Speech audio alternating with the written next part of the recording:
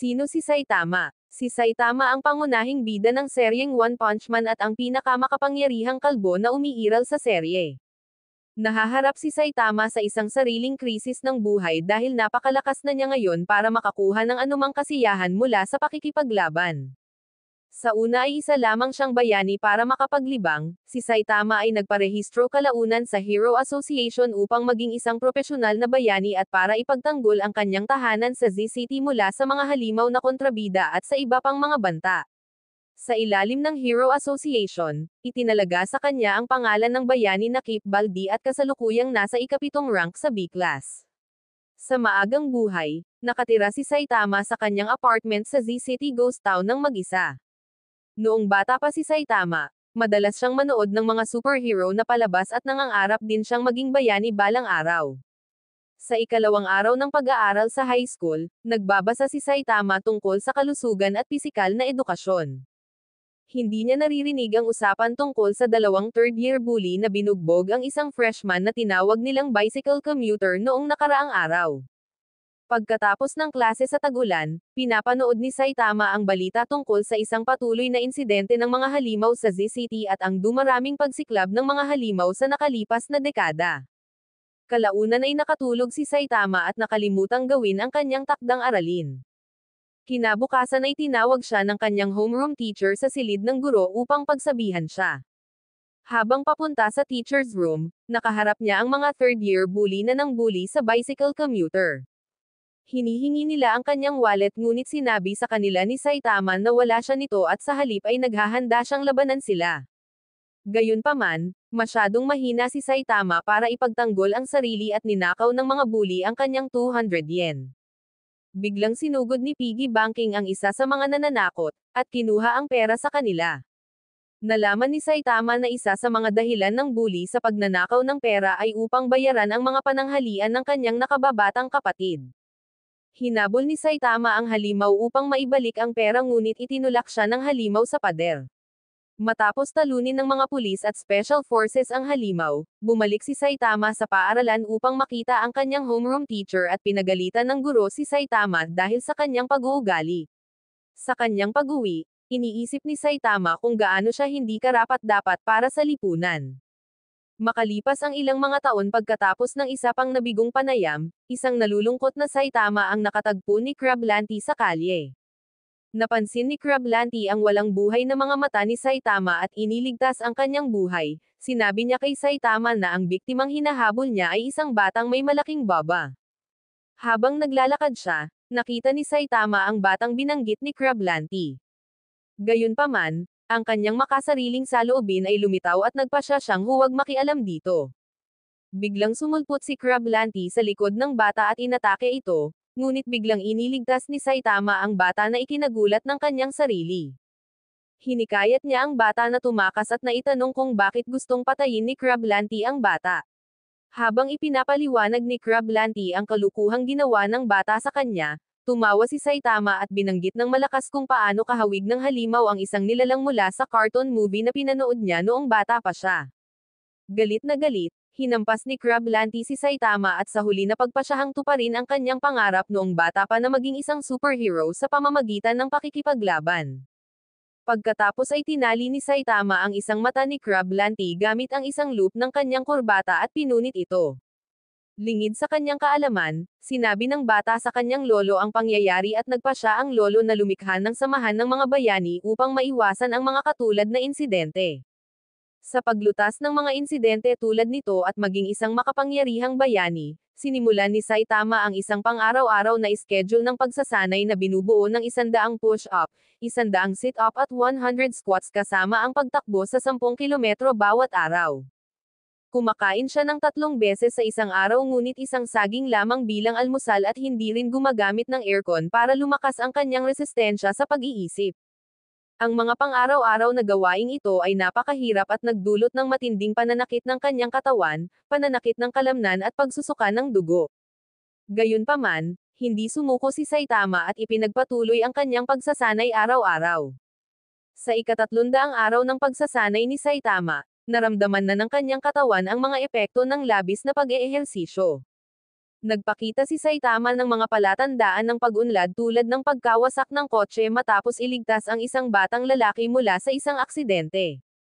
Noong panahong iyon, sinalakay ni Personification of a Light Pool ang mga lansangan na naghahanap ng kalaban na makakapagpasaya sa kanya.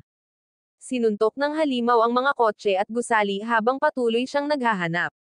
Upang subukan ang kanyang mga bunga ng pagsasanay, hinamon ni Saitama ang halimaw ngunit pinalipad siya nito sa isang suntok. Puno ng determinasyon na malumpasan ang kanyang mga limitasyon, sinuntok muli ng halimaw si Saitama at bumagsak. Gayunpaman, mabilis na bumangon si Saitama at inilabas ang isang ngipin na bumabagabag sa kanya dahil sa isang lukab. Pagkatapos nito ay tinalo ni Saitama ang halimaw sa isang suntok bago magpatuloy sa kanyang pag-eehersisyo. Sa ilang mga punto sa unang taon at kalahati ng pagsasanay ni Saitama, sinalakay ni Octopus Clawman ang isang hindi natukoy na grupo ng mga tao. Dumating si Saitama at tinalo si Octopus Clawman kahit na nagtamo siya ng maraming pinsala mula sa laban. Pagkatapos ng laban, inaliw niya ang isang naglalagablab na kontrabida na nagtamo ng 3 gasgas sa itaas ng kaliwang mata mula sa misteryosong nilalang. Isang tanong tungkol sa kanyang mga pinsala, ikinibit balikat ito ni Saitama na simpleng nakangiti sa pag-iisip na may espesyal na layag sa araw na iyon. Sa pagitan ng magsimulang magsanay si Saitama at nagsimulang maglagas ang kanyang buhok, naranasan ng ZCT ang isang misteryosong pag-atake ng 170,000-year-old na si Cicada Larva na nagudyok sa mga mamamayan na lumikas sa state-of-the-art Shelter No. 7. Ang 3 mababang ranggo na bayani na ipinadala upang talunin ang halimaw ay natalo ngunit nakaligtas at nakahanap ng ilang nagkakalat na mga evacuees pabalik sa shelter, kabilang sa kanila ay si Saitama. Nang matuklasan ni Saitama na siya ay dinala sa isang tagwan, nagalit siya at sinabing naisip niya na ang pagsunod sa mga bayani ay magdadala sa kanya sa misteryosong nilalang. Tinangka ni Saitama na umalis upang mahanap niya ang halimaw ngunit pinigilan ng mga mamamayan na iniisip na siya ay magpapakamatay. Sinusubukan ng gwardya na ipaliwanag na hindi mabubuksan ang mga pinto habang nagpapatuloy pa rin ang sakuna, ngunit tinitiyak sa publiko na makakayanan ng shelter ang anumang uri ng pag-atake. Habang pinupuri niya ang pagiging perpekto ng istruktura, muling hinarap siya ni Saitama para tanungin kung saan ang banyo para lamang sumagot na ang perpektong shelter ay idinisenyo at itinayo ng walang banyo. Unti-unting nababalisa si Saitama dahil hindi niya alam kung kakayanin ng kanyang pantog hanggang sa matapos ang sakuna. Matapos marinig na ang 2 A-class na bayani ay natalo ng halimaw at aabutin ng 3 oras bago dumating ang isang squadron ng Hero Association, hindi na kinaya ni Saitama. Naglakad siya papunta sa isang pader ng shelter at binasag ang isang butas dito, ang pinsala ng isang suntok sa harap ng mga natulalang nanunood at tumakbo palabas na nagsasabing pupunta siya sa convenience store. Nang malapit na siyang makarating sa tindahan upang magamit ang banyo, lumitaw sa kanyang harapan ang 170,000 taong gulang na si Cicada Larva na agad niyang pinatay. 1.5 taon pagkatapos niyang simulan ang kanyang pagsasanay, nawala ang kanyang buhok at naging malakas siya. Ipinagpatuloy niya ang kanyang pagsasanay para sa 1.5 taon, bago simulan ang kanyang superhero career. Sa isang araw, si Saitama ay nanunood ng isang ulat sa balita tungkol kay Vaccine Man na umaatake sa ZCT. Nang makita ang pagkawasak, nagpa siya si Saitama na harapin ang halimaw.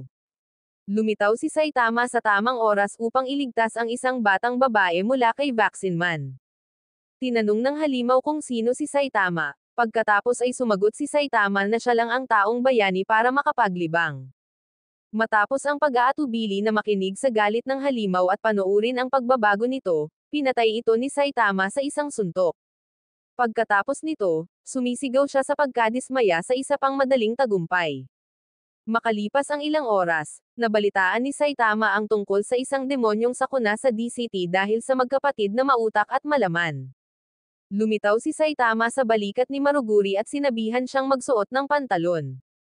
Si Pukigaw na nasa kabilang balikat niya ay nag-utos sa kanyang kapatid na hampasin si Saitama, gayunpaman si Maruguri ay walang isip na humampas sa maling balikat at agad na pinatay ang kanyang kapatid. Galit na galit, hinawakan ni Maruguri si Saitama at inihagis ito sa lupa at pagkatapos ay sinalakay siya ng mga suntok na nag-iwan ng malaking butas sa lupa. Tumalon si Saitama mula sa butas at sinuntok si Maruguri gamit ang isang suntok. Habang bumagsak si Maruguri, sinabi ni Saitama na nakakabagot ang magkaroon ng napakalakas na kapangyarihan. Sa kasamaang palad, ang suntok ni Saitama ay naging dahilan upang bumagsak si Maruguri sa B-City at nasira ito. Sa kanyang pag-uwi, nakasalubong ni Saitama ang super custom na Y0649Z Mark II. Ang halimaw ay nagrants tungkol sa kanyang backstory at pinatay ito ni Saitama sa isang suntok. Nang gabing iyon, nanaginip si Saitama kung saan inaatake siya ng mga tao sa ilalim ng lupa at binigyan siya ng nakakatuwang labanan.